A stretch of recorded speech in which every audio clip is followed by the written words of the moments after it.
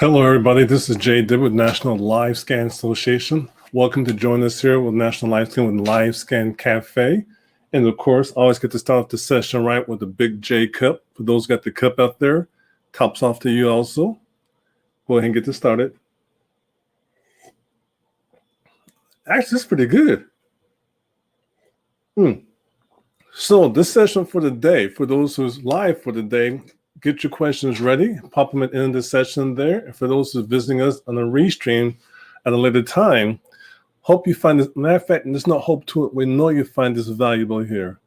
What we're going to talk about today, and I have to keep these sessions less than 15, 20 minutes out alone. I have a tendency to be a little bit long-winded here. It's going back in the past, reminiscing. Pretty much what would you do differently if you had to start all over brand new? Knowing what you know today, if you're a LiveScan provider or doing ink card fingerprinting, and for some reason you had to go back in time and start brand new, taking knowledge with you, what would you do differently? That's what I like to talk about today. I'm going to focus on a couple of points I would do personally differently. In the next series, we're going to have be a guest speaker here talking about what they've done differently, what they do differently down the line, or if they're standing or they're brand new. So think about that for a moment here.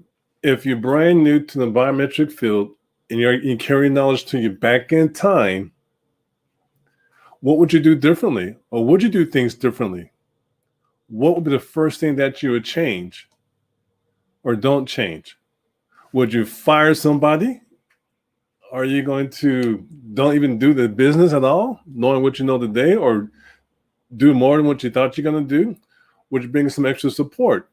What are some of the things you do differently opening up your store? Say it's a grand opening. What would you do differently day one during fingerprinting businesses, during your fingerprint business? Taking knowledge with you, what you learn from the future, but you're going back in the past and starting off brand new. What would you do differently? Now, I'm Jay Dubbin, keeping it real. For those who know me, you already know what I do differently here. I'm just going to throw it out there right off the bat. The first thing I would do differently, bam, increase prices right off the back. And here's the reason why. Get a little bit of history behind that. When we first started doing live scans ourselves, before even the social was even created, we were too busy worrying about what the person's doing down the street. What were they charging? What were they doing? Not knowing their marketing plan, not knowing their business model. We're trying to take over the industry and have lower prices, give a whole bunch of work coming through there to make the big bucks, like we saw some people on YouTube saying you can make these big bucks. Some do, some don't. So we took the mindset. So down the street was a big, well-known organization. They changed the name several times since then, less than a half mile away, and they had office hours from Monday through Thursdays. And their rolling fees, now what the rolling fee is, for those who don't know, is your profit margin, your service fee. If it's a live scan, typically there's two fees, the government fee and your fees. So their fees, their profit margin was like $17. That's what they were charging per person. So what we did, we're going to go ahead and steal the market. We charged $15. And what happened was we were busy fingerprinting people.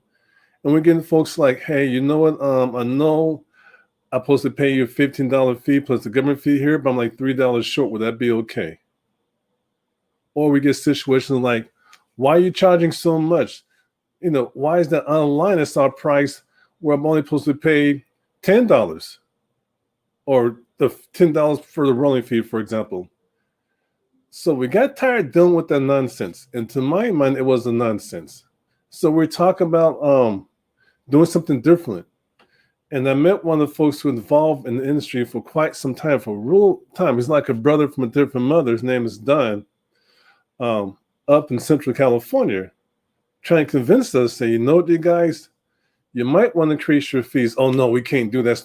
I can't spend, no, that's too much money. Blah, all this negativity mindset we had on ourselves, devaluing our services. And he said, well, let's try to say $25. Just charge them $25 rolling fee versus $15. Now, this is like 10 years ago. And we we had a brand new person just got on board with us. Her name is Summer. She's out in Texas right now. And she heard the conversation and she thought it was okay to start charging $25 rolling fee plus the government fee. So she was charging people $25 rolling fee plus the government fee. And when we found out what's going on, we got, oh my gosh, we charged them too much money. We started refunding them money. You know what this 18-year-old kid did? Hold on. Make sure you guys understand this here. She chewed us out. She shared with this. This is her job too. She can't get overtime. She can't make no money. She can't get paid if we keep giving back the money. And you know what? She was right. So Summer, if you're listening, thank you. Don, my brother from a different mother, thank you too. Because we had the wrong mindset. We were trying to worry about what everybody else is doing versus how our business model was. We didn't realize the place down the street had an office in a government building where they were not paying any overhead, and they had guaranteed business from the government doing related childcare services and things like that. But as we start increasing our price, and we get to $25, and we're like, nothing happened. And then I realized myself personally, we had to quit depreciating our services and provide the services where we could be more productive and start getting paid. So we're busy, fingerprinting a lower rate, being busy, not making any money.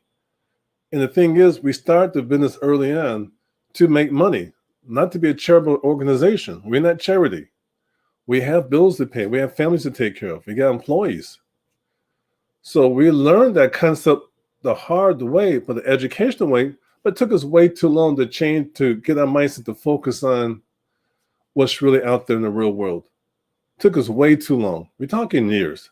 We didn't go from $25 the next day. We actually took us a while to really change our mindset. And then we started noticing on the opposite side from us, like 5 miles down the street, was the police station, and their rolling fee is $40. This was like 10 years ago. Yeah, I'm dating myself. But back then, their rolling fee was $40 plus the government fee. And this is the police station. There was no overhead at all. It was a city business because of the police station. And their overhead is paid by the taxpayers, us. But back then, they charged $40. Nobody blinked an eye. They got in line, and they waited quite some time to get fingerprinted. So that's one of the things I would recognize now, taking back with me to day one, being brand new in industry, is reevaluate the prices and quit focus on what everybody else is doing and focus on your business model. Don't focus on being busy. Don't do that. And that's the second thing I'll do differently. Quit trying to be busy and trying to capture the market and focus on being productive. For those who are previous videos before, I'll always tell you guys, stay busy, stay broke. Get productive, get paid. That's the best way I could put it out there. I'm just trying to keep it real. Just trying to keep it real. So first thing I would do is increase the prices. No more $15 profit margin. That does not make sense. This is 2021 right now of this recording. Times have changed. The world's changed. Things have changed. We can't keep focusing on what took place 20 years ago, 10 years ago, 3 years ago, a year ago. You have to focus on today and grow from what you learned from before. So one thing I said that was change the prices. And I'll give you a hint for the second one, create a productive environment. Be productive. Don't be busy and be broke. Get productive. You will have to, what I mean by being productive, we in the past, we're doing all walk-ins out the blue. They'll come to our locations without any paperwork, without the proper ID, inspected to do a LiveScan for them. Now, in some states, you just need to have an ORI number. If you know what that is, you got to look it up. It's a learning event, too, for right now. But in California, they're supposed to bring in their LiveScan request forms that lets us know what type of background check is required and for us to stick in the data from the LiveScan form into our system to transmit out. And this is how it goes for most states anyway out there. So they come here without prepared. They come here without the money, thinking, well, last time I got a LiveScan done, it was for free. Well, last time I got a LiveScan done, I only paid $25, only paid $49, only paid $74. By us putting the system today, it's appointments only, mainly because we enforced a lot more now because of COVID-19. But we realized we became a lot more productive. We're able to see our workflow ahead of time and plan for that. We reduced walk-ins dramatically because it was not being productive. And the clients who schedule online appreciate that, because pretty much when they come in on time, they see it on time. They come early, try to get them out early. We try to get them started as close as possible to start time, if not before. So that's number two we would change. Once again, the prices will go up, increase them to fit our business model, not what's going on down the street. We'll start focusing on being productive. For example, having a scheduling system. Another thing to be productive is having they call it CRM, Customer Relationship Management System, some software you use to keep track of your customers. In the past, we weren't following up with a customer saying thank you for the service or Happy New Year, Merry Christmas. Oh, by the way, we got a new service added to here. We weren't keeping track of our customers initially like we should have been. There was no follow-up. There was no engagement afterwards. There was no upsell to have them come back to visit us again, a special provision may have. We might do live scans today, but all of a sudden they're offering notary services or tax preparer, or it could be DMV registration. It could be drug testing. It could be immigration service. Whatever the case may be, we didn't follow up initially with their customers. And we had a lot of the customers that we lost. Some of them came back for residual services for other live scans for different licenses or renewals, like being a notary, you have to renew your license in California every 4 years. So price evaluation increased for us big time. Being productive, get productive. Another thing they said is the customer relationship, where you have the right software. Now let's talk about the software here, because this is very important. And I'm going to stick this up here, right here. Now, we did have some software. We had a little low-end price software that did this. Another one that was very cheap that did this. One software that did this over here with all these different pieces all around. But we're nickel and diming everything, trying to save the money. We're too busy trying to save that penny versus trying to focus on bringing in the dollars. We're too busy digging at the roots versus trying to pick the fruit, trying to save that penny. That was our mindset. To make it here, we have to save money here, which is important to save money. But if you're too busy trying to save that nickel and dime, picking up the pennies, you're going to miss a lot of big opportunities. And what you think is what you see. And what you see is what you do. So you keep thinking low budget, that's going to be your environment. You're going to come in, because customers come to you with low budget mindsets, because you're going to put out there, because how you are as an individual, how your business is, and they can come to you expecting the same type of low budget prices. Once again, you're back being busy, thus being broke. So what we do differently now, if we have to start all over, knowing we know now, we invest into the business. We get better software. It might cost a little bit more money, which it really will cost you more money. But at the same time, it's saving you hardship. It's saving you time. You got less man hours, less work hours being done trying to nickel and dime these other systems to one result. Versus get one that does everything, a little bit the best of everything else. Maybe it might does email marketing, might have a good customer relationship management onto one system.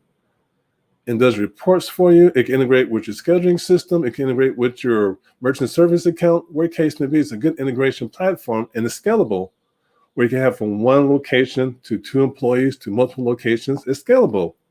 Find programs like that to start your business with. Or what I would do myself personally, if we're starting brand new. We have these systems in place now, and we're happy for them. It saves us money in the long run. Versus trying to pay these folks all this extra money to trying to figure out how to make this work, and things will slip through the crack. Trust me on that. It's not worth it. Don't try to nickel and dime everything. Do what you can, but invest into your business. Okay, invest into your business. Don't try to nickel and dime. Get the best software you can use for your business at that time where it's scalable, and use it. That could be your scheduling system. That could be your merchant service provider. It could be your customer relationship management, called the CRM software. There's a whole bunch out there. But you should focus on that stuff when you try to start off doing a business in the industry. Another thing here, excuse me, folks. I love that. I would know my customer avatar. What's the word for avatar? A profile. I have a target audience I'll focus on and go after. Where we reside at, we have locations like Beverly Hills, Brentwood, Bel Air, just right down the street. That's our target market. We're going to focus on that. That's our avatar. Different mindset. They have a different opinion on the value. They expect quality services. They expect to come to a professional location, everything's done right for them ahead of time. They expect that, and they'll pay for that service. So we have an ideal customer avatar, the customer profile we work after on a regular basis. That's our market. That not be your market, but you need to focus on early on. Initially, it's going to be a target audience. Now, let me hit with that real fast here. If you're brand new to an industry, fingerprinting, I strongly recommend you start off first trying to dominate your area. Focus on your area. I'm going to say the word compete. That's wasting my time. I said dominate your area. Start locally within your city or your zip code or a certain radius around your business to make sure you have those customers there that come to you. And based on how you're going to dominate your market, you got to roll up your sleeves. If you have no sleeves, you got to start flexing those muscles. You just got to do what you got to do to work in that area first and then start expanding from there. But while you're there, start identifying certain groups that could be your customer avatar and go from there. That particular avatar might have a bigger pocket of avatar somewhere in a different neighborhood, different zip code, not too far from your location. Focus on that then and start to spread out like a spider web. But you need to know your customer avatar. Something we didn't do at first. We're trying to recruit to everybody. What we're trying to do, we're making flyers. We're passing out flyers, signage, knocking on doors. Everything that was being busy that kept us broke. Only one thing that got us to see things differently, I mentioned knocking on doors. We did have one of our members help get this organization started.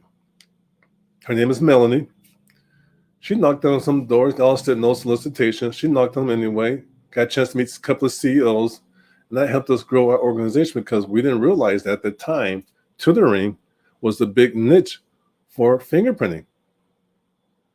And that company grew so fast, we grew with it. We were able to do from 1 to 2 live scans a monthly basis to over thousands just by knocking on one door across the street. And the thing is, though, I told her to go a different area and be back by 12. She came back around 4:59, right before she was supposed to go home, went across the opposite way. And I said, what were you doing? So I was just talking to him. I'm like, what? I'm thinking military. I said, be back at 12 o'clock. Yeah, I know. But I was across the street talking to him. I was furious. And I said, wait, hold on for a second. She did the right thing. The best way to sometimes understand your customer or build a relationship is called communication too. So that's one thing I'll continue doing is engagement. She engaged into them. They became one of our largest customers we had. We went from a couple of live scans to doing thousands. I'm seriously saying thousands of live scans. And we had one of the largest mobile services in LA County through the same organization, doing thousands of folks. All right, then. Now, focus on perceived value.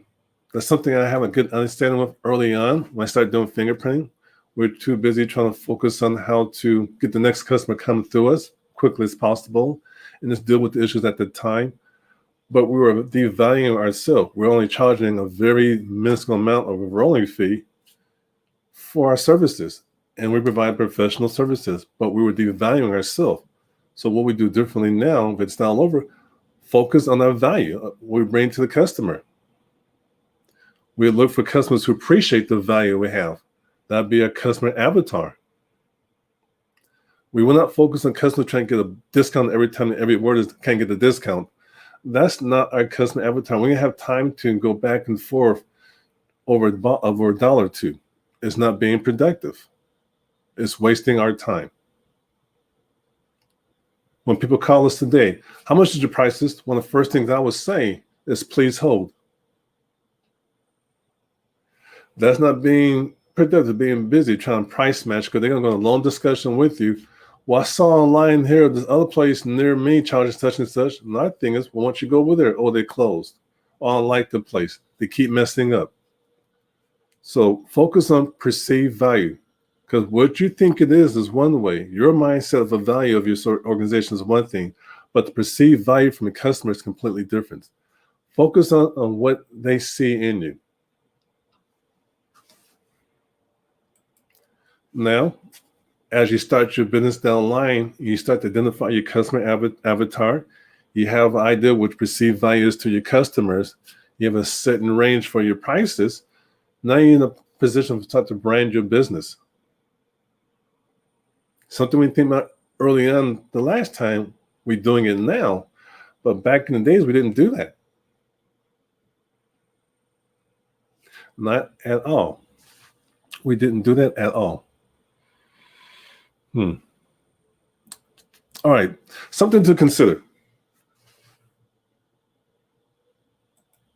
Here we go. When you start a live scan business, do it. But you have to, when you start ink card fingerprint business, when you start a mobile fingerprint business, wherever it is, you have to keep an open and positive mindset. Don't let other folks influence you from not doing what you need to do to get where you need to go.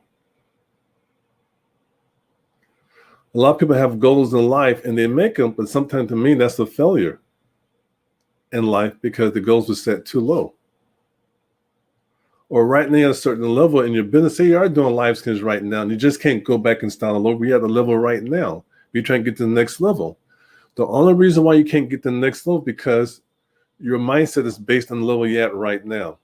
You have to change your mindset to get to the level you're at right now. Then you have to change again to go to the next level above that or higher up. Do it. It's not easy, but you have to change your mindset. How can you get your mindset changed? Be around other folks who believe in the same things you have, and they have a lot more open mind and be open to listen to what they have to say. You may think you want to double your income, double your business, which is okay, but that's your mindset then. Now, if you join our community, join our membership, and talk to some of our instructors, get a chance to talk to me. I'm going to tell you, don't double your business. I'm trying, why can't you just 10x it? Why can't you do 10 times as much? It's the same amount of effort. Change your mindset. And perhaps you might not get to 10 times as much you're doing right now. But I tell you what, if you work towards 10x your business versus doubling, you're going to pass the double for sure. Become a member of the association. For those out there trying to figure out what to do next, give us a call. Let me show some things with you guys. To reach out to us, you could go ahead and contact us. We're going to LiveScan.Chat, which is CHAT. So LiveScan Chat to schedule to speak to a member advisor. And I'm looking for that link right now. There it goes. And talk to us. We get a free 15-minute call to get you pointed the right way and also see if you get fit for us and we're a good fit for you. And for those who want to join the membership to get some more great things from us, join the membership at LiveScanMembership.com. My name is JW. I'm the coolest technician around. I want you to thank you, John, for joining the session for today for LiveScan.Cafe or LiveScan.Cafe. And we appreciate you guys. Stay safe. How should I put it? Stay safe out there. Man, I'm going to change it back the other way. Have fun. Be safe. Have fun. Get in trouble, but don't get caught. I had to slip for a second right there. All right, guys, take care.